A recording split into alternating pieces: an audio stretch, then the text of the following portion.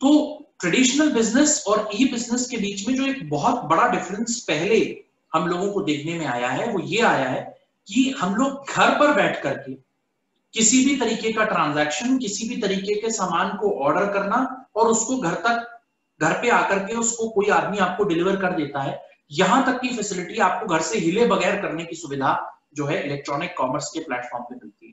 ये सबसे बड़ा बेसिक डिफरेंस है। एक कंप्यूटर या एक स्मार्टफोन के अंदर आप बहुत सारे प्रोडक्ट्स को देख सकते हैं एक एप्लीकेशन के माध्यम से। एक छोटा सा आइकन होता है एप्लीकेशन का, उसको आप खोलिए और उसके अंदर आपको रेंज ऑफ प्रोडक्ट्स, जिस तरीके की वो कंपनी है उस एप्लीकेशन को बनाने वाली, उसमें जो है अलग अलग तरीके के आपको सोर्सेस दिखा देती है कि सामान मिल जाता है। जैसे मैं कुछ एग्जांपल्स देना चाहूंगा। अमेजॉन एक ऐसी कंपनी है जिसमें ना सिर्फ ग्रोसरीज मिलती हैं, परचून का सामान मिलता है, बल्कि बहुत सारा और सामान जो आपकी रूटीन लाइफ में इस्तेमाल होता है वो सब मिलता है। जैसे कि कपड़े भी मिलते हैं, आर्टिफिशियल ज्वेलरी मिलती है, जूते मिलते हैं वहां पर, स्कूल से रिलेटेड स्टेशनरी का सामान मिल जाता है, यहां तक कि फर्नीचर मिल जाता है, घर के अंदर का किचन का बहुत सारा सामान मिल जाता है। तो ये एक तरीके से वन स्टॉप शॉप है ऑनलाइन ओवर द इंटरनेट, जो आपको इंफॉर्मेशन प्रोवाइड करती है कि आपको जो चीज अच्छी लगती है आप उसको उसमें देखिए, आपको पसंद आती है उसको ऑर्डर करिए, वहीं पर ऑनलाइन ओवर द इंटरनेट, वहीं पर पेमेंट करिए। अगेन मैंने जो बताया था कि बैंकिंग भी इसमें इलेक्ट्रॉनिक कॉमर्स से कनेक्टेड है। आप वहीं पर ऑनलाइन पेमेंट कर सकते हैं, अपने वॉलेट के थ्रू कर सकते हैं, पेटीएम के थ्रू कर सकते हैं, बैंक अकाउंट के थ्रू कर सकते हैं, एक्सेट्रा एक्सेट्रा। तो ये एक बहुत बड़ा डिफरेंस आ गया ट्रेडिशनल बिजनेस में और ई बिजनेस यानी इलेक्ट्रॉनिक बिजनेस में। अब ट्रेडिशनल बिजनेस की बात करते हैं। क्या होता है ट्रेडिशनल बिजनेस में? आप घर बैठ करके सामान उतना ज्यादा ऑर्डर नहीं कर सकते। आपके आसपास की कोई दुकान है, थोड़ी बड़ी दुकान है, तो आपके कोई लड़का आकर के सामान छोड़ देता है। बट यूजुअली आप क्या करते हैं कि आप फिजिकली वहां पर जाते हैं, उस दुकान में सामान पसंद करते हैं, उसको खरीदते हैं, लेते हैं, बिल पेमेंट करते हैं और वापस आ जाते हैं। राइट? ये पहला एक ट्रेडिशनल बिजनेस के अंदर फीचर है जिसमें आपको करना है। राइट? दूसरी बात यह है कि जो बिजनेस चल रहा है, जहां पर दुकान लगी हुई है, उसको दुकान लगानी पड़ेगी, काउंटर सजाना पड़ेगा, कुछ एडवर्टीजमेंट करना पड़ेगा, लोगों को बताना पड़ेगा कि भाई आपके लोकेलिटी में एक दुकान है, एक्सेट्रा एक्सेट्रा। ई बिजनेस के अंदर आपको कोई दुकान नहीं लगानी, आपको कोई इस तरीके का काउंटर नहीं बनाना, किसी को काम पे नहीं करना।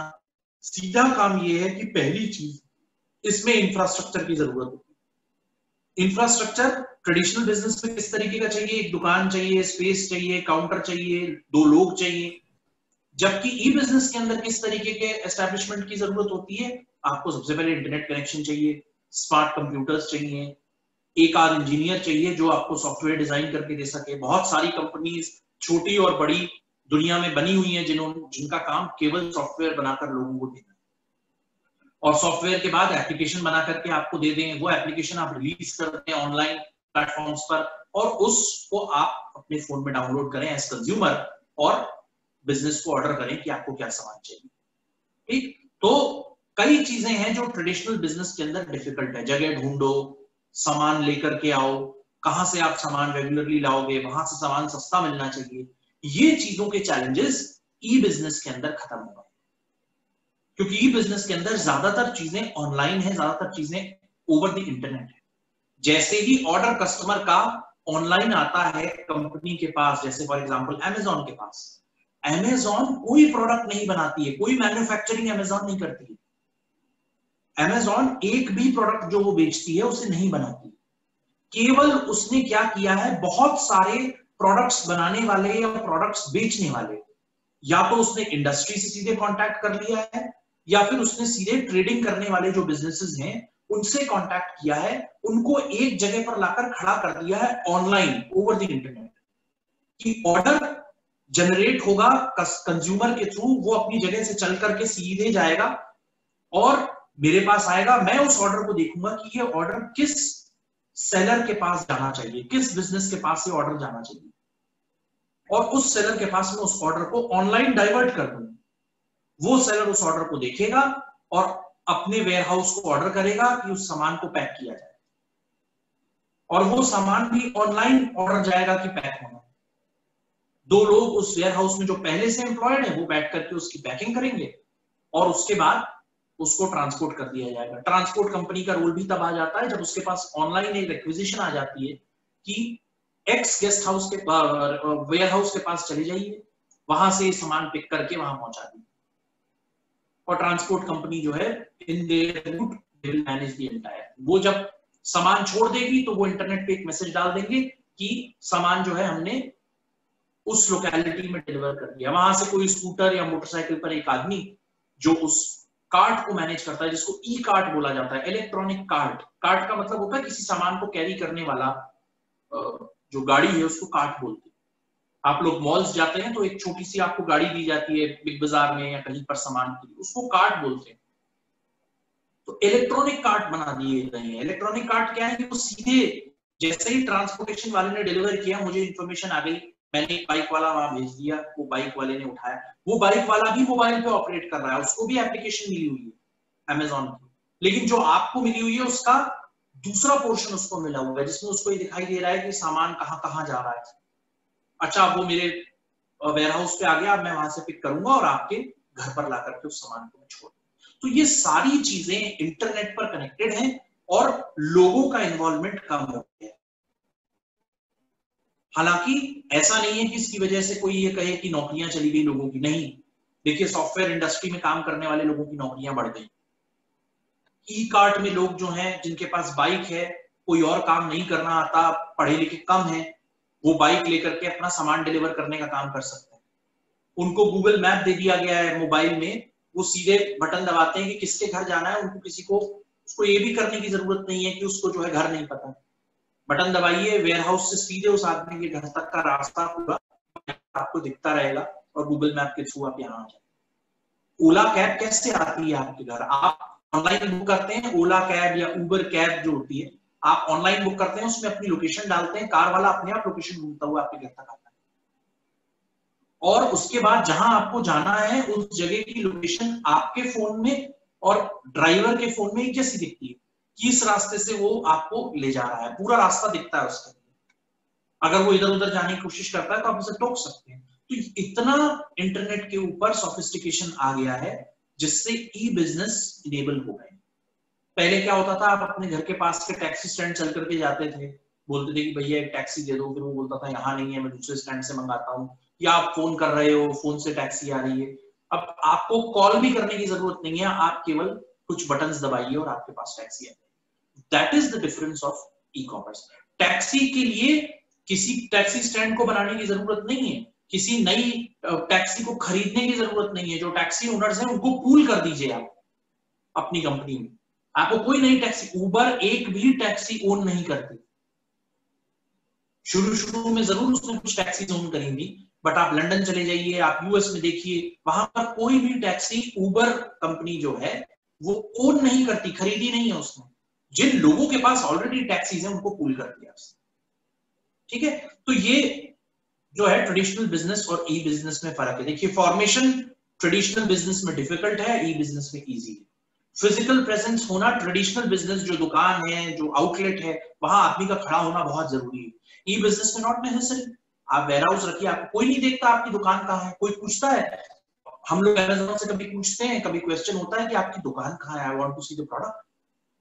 Physical presence of the product and physical presence of the business is not required. Cost of establishment traditional business में ज्यादा है, एक्चुअली उसको रन करने की भी कॉस्ट बहुत ज्यादा है, आपको साफ सफाई रखनी है, आपको बहुत सारी चीजें करनी है। ई बिजनेस में आपको केवल इंटरनेट, सॉफ्टवेयर, कंप्यूटर्स को और बैंकिंग को, ट्रांसपोर्टेशन को आपस में कनेक्ट करना। किसी भी चीज को आपको खरीदने की जरूरत नहीं है।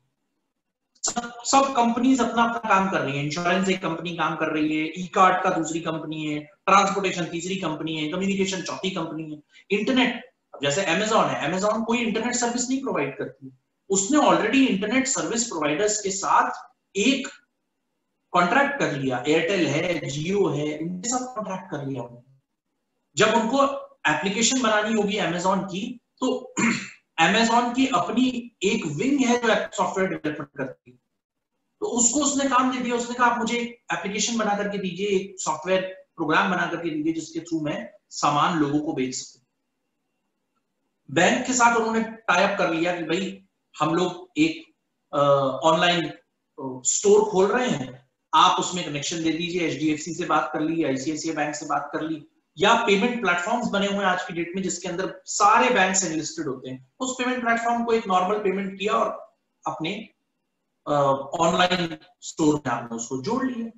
तो ये जो है कॉस्ट ऑफ एस्टैब्लिशमेंट भी कम आती है बिजनेस में। वन टाइम इन्वेस्टमेंट बहुत है लेकिन लॉन्ग टर्म इन्वेस्टमेंट बहुत कम है। ऑपरेटिंग कॉस्ट ट्रेडिशनल बिजनेस में ज्यादा है, बार बार आपको मार्केट जाना है, सामान खरीदना है, उसकी मार्केटिंग करनी है, सामान किसी के घर पहुंचाना है, आप लोकेलिटी में रहते हैं, 1-2 लड़के रखने पड़ेंगे आपको, काफी खर्चे हैं। ई बिजनेस में ये नहीं है। क्यों? क्योंकि भाई देखिए आपका काम ट्रांसपोर्टेशन का है ही नहीं, आपको ऑर्डर आया कस्टमर के पास, कस्टमर से अपने आप वो सॉफ्टवेयर में ट्रैवल करता हुआ ऑर्डर जाएगा ट्रांसपोर्टेशन वाले के पास, ट्रांसपोर्टेशन वाला अपने आप जो है उसको ई कार्ट तक पहुंचाएगा, ई कार्ट में बाइक वाला अपने आप जाएगा एप्लीकेशन देख करके कि सामान आ गया, उसको असाइन हो जाएगा सामान, वो जाएगा सामान उठाकर आपके घर तक पहुंचा देगा। बैंकिंग में बैंकिंग की एप्लीकेशन और अमेजॉन के साथ उसकी जो पार्टनरशिप है अपने आप पेमेंट होगा। अमेजॉन को बहुत ज्यादा भागा दौड़ी करने की जरूरत नहीं है इसमें, और अमेजॉन को मार्केटिंग करने के लिए क्योंकि वो ऑनलाइन है अपना आसानी से मार्केटिंग कर सकती है Amazon. Dealing time again traditional business में डीलिंग टाइम ज्यादा है, ई बिजनेस में कम है। उसका सबसे बड़ा एडवांटेज ये कि आप अपने मोबाइल में या कंप्यूटर में देख करके चीजों को खरीद सकते हैं, जबकि ट्रेडिशनल बिजनेस में आप किसी सुपरमार्केट में या किसी स्टोर में या मॉल में जाते हैं, काफी देर तक देखते रहते हैं, कई बार आपको सामान ढूंढना पड़ता है कि अरे इस टाइप का सामान दे दीजिए, वो आदमी भी स्टोर के अंदर से ढूंढ करके लाता है salesman. So there are lot of challenges in dealing in traditional business. Opportunity for interpersonal touch, ये एक चीज है बहुत इंपॉर्टेंट जो एक कंपनी या एक ऑर्गेनाइजेशन चाहती है कि कस्टमर के साथ मेरा रेगुलर कांटेक्ट हो, उसमें ट्रेडिशनल बिजनेस आगे निकल जाता है। कि आप किसी मॉल में किसी दुकान में बार बार जाते हैं तो एक तरीके का आपकी प्रेजेंस वहां पर 1-to-1 सेल्समैन आपको एड्रेस कर सकता है, वो दुकानदार वो सेल्स आउटलेट आपको पहचानता है। लेकिन ऑनलाइन बिजनेस के अंदर इस तरीके की जान पहचान नहीं होती। ये जरूर मुझे पता होता है कि कितनी बार अमेजॉन की या बिग बास्केट की या ग्रोफर्स की एप्लीकेशन आपने एक्सेस की, कितना सामान खरीदा, लेकिन एक फिजिकल कांटेक्ट जो है, एक बातचीत, इंटरपर्सनल का मतलब होता है एक व्यक्ति का दूसरे व्यक्ति से मिलना, ये जो है ये बिजनेस करने बहुत कम। लेंथ ऑफ बिजनेस साइकिल ये ज्यादा है ट्रेडिशनल बिजनेस में, राइट, लेकिन जो ई बिजनेस है उसमें साइकिल बहुत कम है। आपने मोबाइल पे प्लेस किया ऑर्डर, इंटरनेट पे वो ट्रैवल करके जितनी पार्टीज को इन्फॉर्म करना है वो over the internet message create कर रहा है, वहां से लोग अपने अपने काम को पिकअप कर रहे हैं, चाहे वो ट्रांसपोर्टेशन वाले हो, चाहे वो पैकिंग वाले हो, चाहे वो वेयर हाउसिंग वाले हो, चाहे वो सामान बेचने वाला सेलर हो, उसको इंफॉर्मेशन मिल रही है, वो अपना काम कर रहे हैं, अपडेट कर रहे हैं एप्लीकेशन को, और वो काम आगे बढ़ता जा रहा है और अल्टीमेटली वो कंज्यूमर के घर तक पहुंच। तो इसमें टाइम कम लगता है, जबकि ट्रेडिशनल बिजनेस में सीक्वेंशियल होता है। अगर मेरे पास सामान नहीं है तो मैं फिर बोलूंगा कि जी आपको कल मिलेगा, मैं आज जा रहा हूं और होलसेल मार्केट से सामान लेकर के आऊंगा और फिर आपको। So the time is very important. Government help, ऐसा नहीं है कि ट्रेडिशनल बिजनेस में गवर्नमेंट कम हेल्प करती है, इसके अंदर बहुत ओपनली लिख दिया गया है, लेकिन गवर्नमेंट हेल्प करती है। आप सेल्फ एम्प्लॉयमेंट चाहते हैं, आप बिजनेस एस्टैब्लिश करना चाहते हैं, अपनी दुकान लगाना चाहते हैं, अपना कोई कारखाना लगाना चाहते हैं, किसी भी तरीके का एस्टैब्लिशमेंट आप ट्रेडिशनल बिजनेस में करना चाहते हैं, तो उसमें गवर्नमेंट हेल्प करती है। लेकिन ई बिजनेस को गवर्नमेंट ज्यादा प्रमोट करती है, ई बिजनेस को गवर्नमेंट ज्यादा प्रायोरिटी देती है, क्योंकि इंडिया का आईटी सेक्टर जो है वो काफी स्ट्रॉन्ग है। सॉफ्टवेयर प्रोग्रामिंग हो, मॉनिटरिंग हो, कंप्लायंस हो, या फिर और किसी तरह टेस्टिंग हो, ये चीजें जो है बहुत बड़े लेवल पर, अब तो एजुकेशन में भी धीरे धीरे करके प्रोग्रामिंग और कोडिंग जैसी चीजें आ गई हैं बहुत छोटे लेवल पर, तो इसमें गवर्नमेंट जो है वो ज्यादा प्रमोट करती है। ग्लोबल रीच, ग्लोबल रीच देखिए, अगर आप इंटरनेट पे हैं तो आप ग्लोबली अवेलेबल हैं। आप लोगों में से बहुत लोग फेसबुक यूज करते होंगे, शायद इंस्टाग्राम यूज करते होंगे, तो अगर आप इंस्टाग्राम पे हैं या फेसबुक पे हैं तो आप आसानी से दुनिया के किसी भी कोने में बैठे किसी आदमी से बात कर सकते हैं बहुत इजीली। बस आपको उसका अकाउंट चाहिए, आपको पता होना चाहिए कि वो आदमी इंस्टाग्राम पे है और आपके पास उसका एड्रेस है। फॉर एग्जाम्पल मैं जो जितने सेलिब्रिटीज होते हैं, क्रिकेट प्लेयर्स होते हैं, स्पोर्ट्समैन होते हैं, इनके अकाउंट्स होते हैं, आप उसको फॉलो करते हैं, कई लोग करते होंगे मेरे ख्याल से। तो ये बहुत बड़ी एक फैसिलिटी है जो हम लोगों को मिली हुई है, जिसमें आप आसानी से ग्लोबल फुटप्रिंट अपना छोड़ सकते हैं, आप किसी से कनेक्ट कर सकते हैं, किसी को मैसेज दे सकते हैं।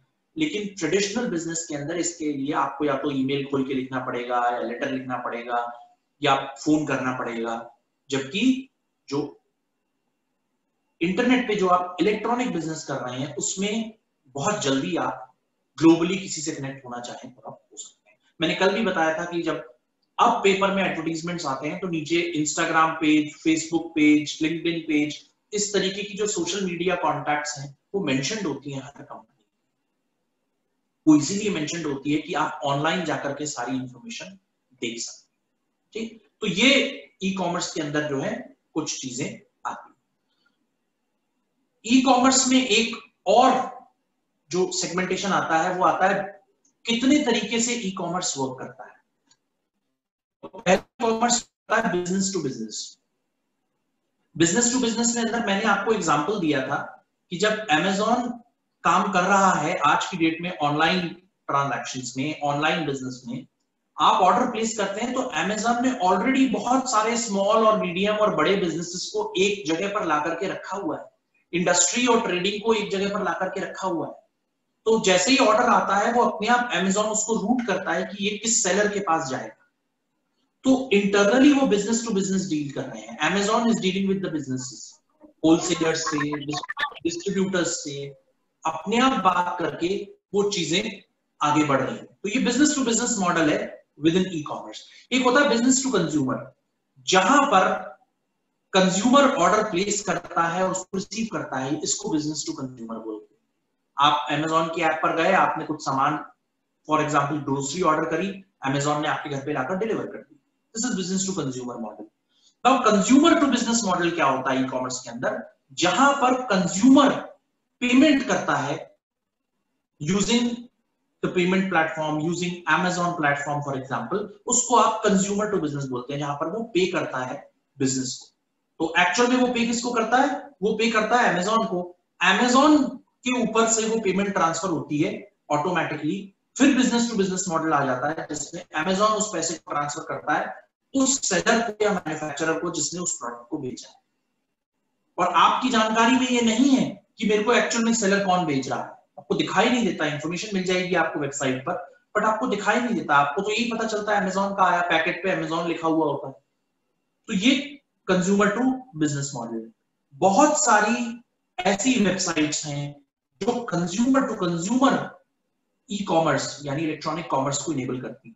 और उसका सबसे इजी एग्जांपल है, अगर आप लोगों ने नाम सुना हुआ हो तो OLX और क्विकर करके एक एप्लीकेशन आती है, वेबसाइट आती है, OLX की वेबसाइट आती है। आप घर का अपना यूज्ड सामान जो है वो ऑप्शन कर सकते हैं। आप घर में कोई आपका सामान है जो आपके पास एक्स्ट्रा है, आप यूज नहीं करना चाहते, अब आपके यूज का नहीं, उसको आप फोटो खींचकर उस पर डाल दीजिए, दूसरा कस्टमर आएगा और आपसे खरीद लेगा। You are also a customer, आपका बिजनेस नहीं है। आप सामान, मेरे घर के अंदर अगर कोई फर्नीचर एक्स्ट्रा है, मैं उसको फोटो क्लिक करूंगा, OLX पे डालूंगा, कोई भी आप जैसा आदमी चल करके मेरे पास आएगा कि मुझे पसंद है, नेगोशिएट करेगा प्राइस को और उसके बाद उसको हम लोग बेच देंगे। ठीक, तो ये 4 तरीके के मॉडल्स हैं, business to business, business to consumer, consumer to business और कंज्यूमर टू कंज्यूमर। इस तरह से ये इलेक्ट्रॉनिक बिजनेस, इलेक्ट्रॉनिक कॉमर्स का प्लेटफॉर्म वर्क करता है, जो काफी बड़ा हो चुका है और इंडिया में और ज्यादा तेजी से बढ़ने लगा है। और एक बहुत बड़ी इंडस्ट्री खड़ी हो चुकी है ऑलरेडी, जो ऑनलाइन बिजनेस के अंदर आपको दिखेगी। बहुत सारे प्रोडक्ट्स अभी भी ऑनलाइन बिजनेस में नहीं है, उनको भी ऑनलाइन बिजनेस में लाया जा रहा है। जैसे ज्वेलरी कभी ऑनलाइन बिजनेस में नहीं होती थी, लेकिन एक वेबसाइट है bluestone.com, वो आपको ज्वेलरी घर पे ला करके दिखाएगा, सारा सामान दिखा देगा, आप ट्राई ले लीजिए, नहीं पसंद आए वापस कर दीजिए आप, और उसके बाद वो उसको मिल जाएगा। अगर आपको पसंद आ गया, आप वहीं के वहीं पेमेंट कर दीजिए एप्लीकेशन के थ्रू और ज्वेलरी आपकी हो गई। Jewellery is a very costly precious product, इतनी आसानी से कोई नहीं देना चाहता। तो ये भी एक एग्जाम्पल है e commerce.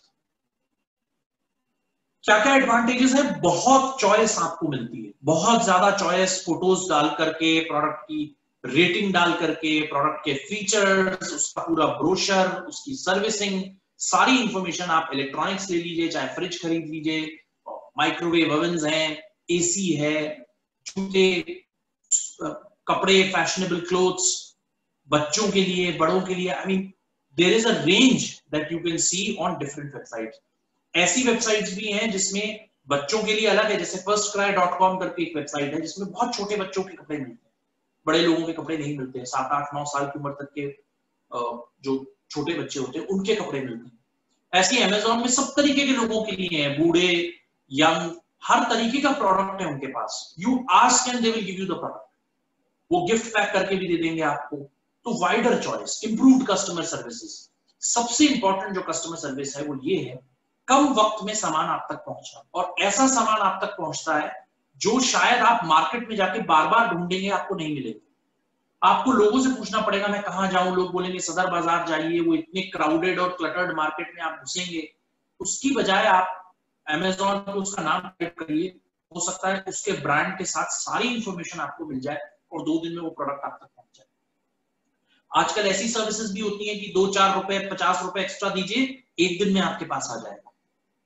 Right? Quick response to customer needs. Quick response, आप इतना तेज रिस्पॉन्स किसी दुकान में, किसी जगह आप फोन करके भी नहीं ले सकते। अभी बताता हूं करके फोन काट देता है दुकान। इसमें आप केवल सर्च में टाइप करिए, अगर प्रोडक्ट है तो आपको इमीडिएटली दिखा देगा, नहीं है तो बता देगा no search, no results. Cost saving and price reduction, देखिए बहुत इंपॉर्टेंट चीज है। आप लोग देखते होंगे फ्लिपकार्ट, अमेजॉन बोलता है black Friday sale, end of year cell बोल करके 1 दिन या 2 दिन बहुत सारे इलेक्ट्रॉनिक प्रोडक्ट्स को मार्केट में जो दुकानें खुली हुई हैं उनके प्राइस से बहुत कम पर बेचता है। टीवी बिकते हैं, स्मार्ट टीवी वगैरह, 40,000 का टीवी 25-25 हजार में मिल जाता है कुछ लोगों को, इतने कम दाम पर ये बेचते हैं। दूसरा, आपके मार्केट जाने का टाइम, आपके मार्केट जाने का जो खर्चा है, पेट्रोल लगेगा या ऑटो से जाएंगे आप या रिक्शा से जाएंगे, वो सारी कॉस्ट सेव होती है। तो ये एक और बहुत बड़ी कस्टमर को सुविधा है, और कंपनी को क्या सुविधा है कि उसको कोई शोरूम, कोई बड़ा आउटलेट लगा के 50 प्रोडक्ट स्टॉक में रख के या डिस्प्ले पर रखकर दिखा करके कस्टमर को समझा करके बेचने की जरूरत नहीं है। You don't have to spend your energy in explaining customer what is the importance of the product, how does this product work. वो सारी इंफॉर्मेशन कैटलॉग की तरह से आपके सामने एप्लीकेशन में और वेबसाइट में मिल। तो ये सब जो है वो बहुत मेजर एडवांटेजेस हैं ई कॉमर्स के। इसको आप लोग एक बार देखिए, इंपॉर्टेंट चैप्टर है, बुक में नहीं है ये, मैं अभी थोड़ी देर में गूगल क्लासरूम पे अपलोड कर दूंगा, आप इसको देख लीजिए। ठीक है? किसी को कोई क्वेश्चन पूछना है ई कॉमर्स में तो प्लीज पूछिए। Any questions on e commerce, e business?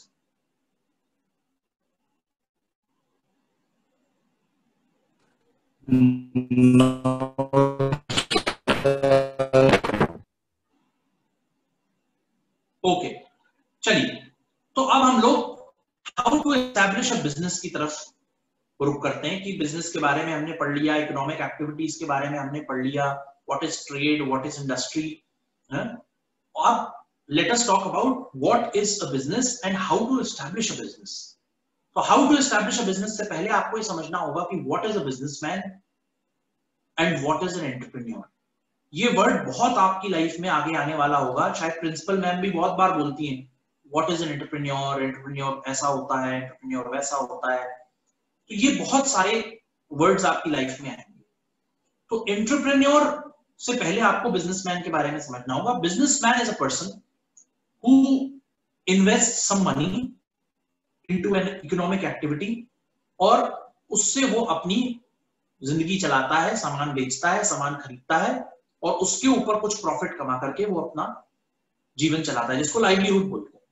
तो इसको सेल्फ एम्प्लॉयमेंट भी बोलते हैं। सेल्फ एम्प्लॉयमेंट का मतलब मैंने अपने खुद के कोई मैं I am a good electrician, I am certified electrician, कुछ साल मैंने किसी कंपनी में काम किया, उसके बाद मैंने अपना काम डाल दिया। तो अब जितनी नई बिल्डिंग्स बनती हैं, ऑफिसेज बनते हैं, उसमें से कई लोग मेरे को जानते हैं, वो मुझे कॉन्ट्रैक्ट देते हैं, मैं जाता हूँ, उनकी नई बिल्डिंग के अंदर सारी वायरिंग, सारा प्लेटिंग करना, उसका अर्थिंग करना, उसके बोर्ड्स लगाना, राइट, फ्यूज, सारा सेटअप मैं करता हूँ उनका इलेक्ट्रिकल, और उसके बाद वो मुझको पेमेंट करते हैं। This is my business, I am a self employed person. ऐसे ही एक दुकान हो सकती है, ऐसे ही यू कैन से कि आप किसी को कंसल्टेंसी देते हैं, आप किसी को एडवाइस करते हैं, तो ये एम्प्लॉयमेंट हो गया बिजनेस। अब जो वर्ड आता है एंटरप्रेन्योर की, एंटरप्रेन्योर किस तरह से फर्क होता है सेल्फ एम्प्लॉयड से, सेल्फ एम्प्लॉयड बिजनेसमैन से एंटरप्रेन्योर कैसे अलग होता है, उसको आज हम समझने की कोशिश करेंगे। एंटरप्रेन्योर एक इस तरीके का आदमी होता है, इस नेचर का आदमी होता है, जिसके अंदर सबसे पहला फीचर ये होता है कि वो रिस्क लेने की कैपेसिटी रखता है, रिस्क लेने की हिम्मत रखता है, एनालाइज कर लेता है कि मैं अगर इस तरीके का बिजनेस करूंगा तो इसमें क्या थ्रेट्स हैं, मेरा बिजनेस बंद होने के क्या चांसेस हैं, और वो बंद ना हो उससे बचने के लिए मैं क्या स्ट्रेटेजी बनाऊं। ये सबसे पहला फीचर एक एंटरप्रेन्योर के अंदर होता है, risk taking capacity, risk analysis और रिस्क मिटिगेशन। रिस्क का मतलब बिजनेस बंद होने का खतरा, क्या वो चीजें हैं जिससे आपका बिजनेस बंद हो सकता है, इसको वो एनालाइज कर लेता है और उन चीजों के ऊपर वो लगाम लगा देता है, उन चीजों को रोक देता है। कैसे? इनोवेशन और बिजनेस एक्यूमेन, ये दो चीजें एंटरप्रेन्योर को एक नॉर्मल सेल्फ एम्प्लॉयड बिजनेसमैन से अलग कर देती है। इनोवेशन का क्या मतलब है, कोई बता सकता है? इनोवेशन का क्या मीनिंग है?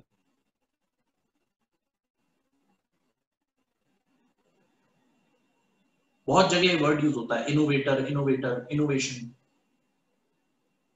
कोई बता सकता है? अपने बिजनेस को चलाने के लिए वो जो नए तरीके ढूंढता है, इनोवेशन। हाँ, बिल्कुल ऐसा आप कह सकते हैं। बिल्कुल, ये एक बात हुई कि इनोवेशन का मतलब होता है कि if you want to run your business, एक नया तरीका निकालो। जैसे सबसे पहले जब ऑनलाइन बिजनेस शुरू हुआ होगा तो जिसने शुरू किया, ईबे करके एक कंपनी थी और अमेज़न, इन्हीं लोगों का काम था ये। तो इसको जो है एक इनोवेशन माना गया, भाई ये देखो इस तरह से भी आप कस्टमर तक पहुंच सकते। Good example. इनोवेशन का और क्या मतलब होता है, कौन बता सकता है इनोवेशन क्या होता है? एग्जांपल देके बताइए, मीनिंग की जरूरत नहीं है। क्रिएटिविटी। क्या होती है क्रिएटिविटी?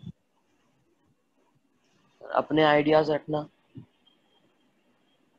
कैसे? नई नई चीजें खोजना, नई नई चीजें खोजना इस क्रिएटिविटी। नई चीज खोजना, नई इन्वेंशन दुनिया को बताना इज डेफिनेटली क्रिएटिविटी। इंटरनेट एक तरीके की क्रिएटिविटी थी जब वो खोजी गई इन late 50s and 60s। Hindustan में तो थी नहीं, खैर बाहर से आई। Internet was one revolution. Innovation क्या है मैं बताता हूं। इंटरनेट जब शुरू में स्टार्ट हुआ तो सब लोगों तक नहीं पहुंच पाया, क्यों? बहुत महंगा था, उसको एस्टैब्लिश करना बहुत मुश्किल था, इंफ्रास्ट्रक्चर कॉस्ट बहुत हाई थी, इंजीनियर्स बहुत कॉस्टली थे। आज कैसे पहुंच गया लोगों तक? इनोवेशन, बने हुए प्रोडक्ट के अंदर ऐसे फीचर्स को डेवलप करना, ऐसी चीजों को लाना जिससे वो आसानी से लोगों तक पहुंच जाए, is innovation. Creativity is creating a new product, bringing an invention to the world. Laser एक टेक्नोलॉजी थी, लेजर एक टेक्नोलॉजी है। सबको पता है लेजर क्या होती है? लाइट की तरह होती है, बीम, राइट? मैंने बहुत ज्यादा फिजिक्स नहीं पढ़ी है, तो वो जो बीम है वो बड़ी यूजफुल होती है और खतरनाक भी होती है। अब सोचिए उससे आंखों का ऑपरेशन हो गया। This was an innovation. Laser already एक इन्वेंटेड प्रोडक्ट है, क्रिएटेड प्रोडक्ट है, क्रिएटिविटी किसी और की थी लेजर। उसको डॉक्टर मनी भौमिक ने, वो पहले साइंटिस्ट थे जिन्होंने लेजर बीम का यूज करके आंखों का ऑपरेशन कर दिया without touching the I, without opening the I. Normally surgery कैसे होती है? आप किसी पार्ट की सर्जरी कराने जाएंगे तो उस पार्ट को खोला जाता है, आंखों का पहले फिजिकल ऑपरेशन होता था, लेजर ऑपरेशन नहीं होता था। आंख पूरी खोली जाती थी, उसके अंदर क्या प्रॉब्लम है देख करके उसको ठीक करके फिर आंख बंद की जाती, सिला जाता था बाकायदा। तो नॉर्मल सर्जरी प्रोसीजर होता है कि आपका काट करके उस पोर्शन को, उसके अंदर उसको सर्जिकली चीज करके वो। लेकिन इनोवेशन क्या है कि लेजर का यूज करके आंख बगैर टच किए उस लाइट के थ्रू आपने प्रॉब्लम्स को सॉल्व कर दिया। कुछ लिमिटेड नंबर। तो ये इनोवेशन है। इंटरनेट अवेलेबल हो गया क्रिएटिविटी की, लेकिन इंटरनेट को इस लेवल पर दुनिया में फैलाना, कमर्शियलाइज करना, ताकि हर आदमी 100 रुपए में 1 GB डेटा खरीद सके, that is what the quality of innovation is. Innovation इसको कहते हैं। इनोवेशन प्राइस पे हो सकता है, इनोवेशन प्रोडक्ट पे हो सकता है, इनोवेशन डिस्ट्रीब्यूशन पे हो सकता है, इनोवेशन क्रिएशन, प्रोडक्ट क्रिएशन पे हो सकता है। तो ये जो फीचर है इनोवेशन का, क्रिएटिविटी का और एक्सीलेंस का, ये एंटरप्रेन्योर को अलग कर देती है बिजनेसमैन से। आज मैं अपनी एक दुकान स्टार्ट करूं और कल मेरा ऑर्गेनाइजेशन रिलायंस बन जाए, that is what is called entrepreneurship. अगर आप लोगों को धीरू भाई अंबानी की स्टोरी पता हो, तो वो कपड़े का पूरा एक बंडल बना करके उसको उठा करके ले जा करके बॉम्बे के एक मार्केट में बेचता था। Dhirubhai Ambani, who was the real establisher of Reliance as a business. उसको देखिए आज दुनिया की तीसरी सबसे बड़ी ऑर्गेनाइजेशन बनाने में कैपिटल सबसे ज्यादा जियो के पास है, रिलायंस जियो जिसको बोलते हैं, मुकेश अंबानी जिसका होता है। उस लेवल पर लाने के लिए वो मेहनत रिस्पॉन्सिबल थी, वो क्रिएटिव थिंकिंग थी। उसने उस कपड़े की पूरी मार्केट को ओपन कर दिया। He started with a cloth business, और उस वक्त क्लॉथ बिजनेस के अंदर लाखों कॉम्पिटिटर्स थे। वो लाखों लोगों के बीच में खड़े होकर के कपड़ा बेचता था, लेकिन what he did, he brought a joint stock company in the country for the first time. एक प्राइवेट आदमी ने, एक नॉर्मल आदमी ने बगैर सरकारी हेल्प के शेयर्स फ्लोट किए अपनी कंपनी के, लाखों लोगों से कहा कि ये 10-10, 5-5 रुपए के शेयर्स खरीदिए और हम एक बड़ी कंपनी बनाएंगे और इसमें प्रॉफिट कमाएंगे और आपको बांटेंगे। तो ये क्रिएटिव थिंकिंग थी उसकी।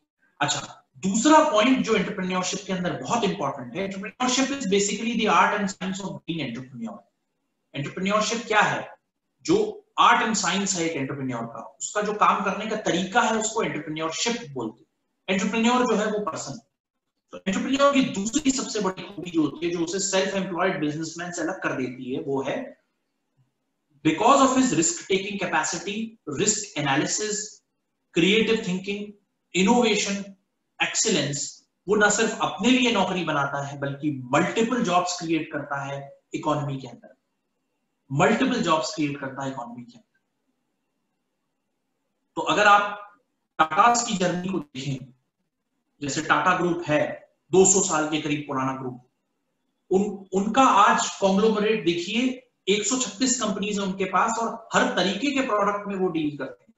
लोहा स्टील बनाने से लेकर कार के पुर्जे तक बनाते हैं, वो कपड़ा बनाते हैं, बहुत सारे मल्टी ब्रांड इलेक्ट्रॉनिक्स को एक छत के नीचे वो आपके लिए बेचते हैं। That store is called Croma. तो बहुत सारी चीजें ये लोग करते हैं। अब जियो को देखिए, वो रिटेल में भी है। जियो मार्ट करके एक नई कंपनी खुल गई है, वो आपको ऑनलाइन सामान बेच रहे हैं, जैसे बिग बास्केट अमेज़न बेचता है। उनके पास टेलीकॉम है, जियो का फोन मिलता है, फोन भी मिलता है, कनेक्शन भी मिलता है, ब्रॉडबैंड मिलने लगा है, टीवी आ गया है उसका, इंटरनेट टीवी। तो रिटेल में है जियो। तो अलग अलग तरीके की इंडस्ट्रीज के अंदर जियो की प्रेजेंस है। तो ये कैसे बनी होगी? ये because of the creative thinking, innovation, risk taking capacity. तो ये जो है, और वो इस प्रोसेस में उसने कितनी जॉब्स जनरेट करी हैं, ये देखने वाली बात है। टाटा के लिए मैं एग्जांपल देता हूं, एयरलाइंस में है, एयर एशिया में भी टाटा के 29% शेयर्स हैं, और जो विस्तारा करके नाम है, which is actually owned by Tata and Singapore International Airlines. Tata के 51% शेयर्स हैं उसमें, और सिंगापुर इंटरनेशनल एयरलाइंस के 49% शेयर्स हैं। तो टाटा आपको हवाई जहाज की भी सुविधा दे रहा है। तो हर तरीके की चीज, पिन से लेकर एरोप्लेन तक बनाने की ऑर्गेनाइजेशन है टाटा सन्स।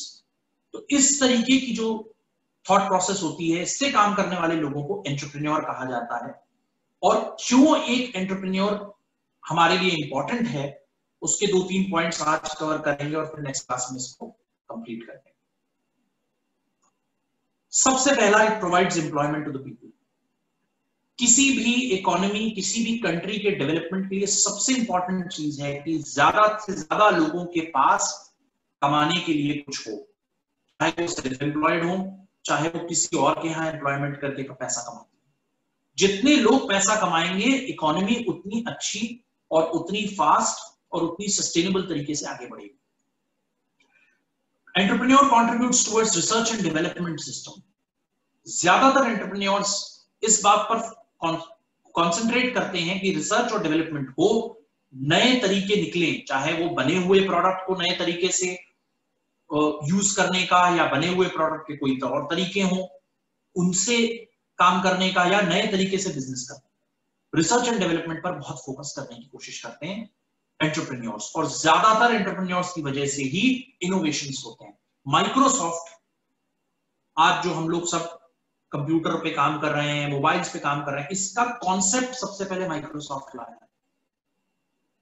बहुत सारी चीजें हैं जो माइक्रोसॉफ्ट के आने के बाद दुनिया में आई। गूगल फॉर एग्जांपल, जो इंस्पिरेशन थी गूगल की वो माइक्रोसॉफ्ट थी। लेकिन YouTube, it's a creative thinking, creation है यूट्यूब। कोई सोच नहीं सकता ऐसा प्रोडक्ट है यूट्यूब। मतलब ऐसा भी है कि यूट्यूब के अंदर बिल्कुल बेकार, रूथलेस, किसी काम की चीजें वो भी है और जो बहुत अच्छा है वो भी है। तो ये चीजें जो हैं ये एंटरप्रेन्योर प्रोवाइड करता है। Employment, creativity, innovation, well-being and wealth creation for the nation and individuals. तनख्वाह मिलेगी तो आदमी का स्टैंडर्ड ऑफ लिविंग बढ़ेगा। ठीक है, तो ये इंपॉर्टेंस है एंटरप्रेन्योर की। इसको अगली क्लास में हम लोग एस्टैब्लिशमेंट ऑफ बिजनेस की तरफ ले जाएंगे, पढ़ेंगे कैसे एस्टैब्लिशमेंट ऑफ बिजनेस जो है इज इंपॉर्टेंट फॉर अस। ठीक है, चलिए अटेंडेंस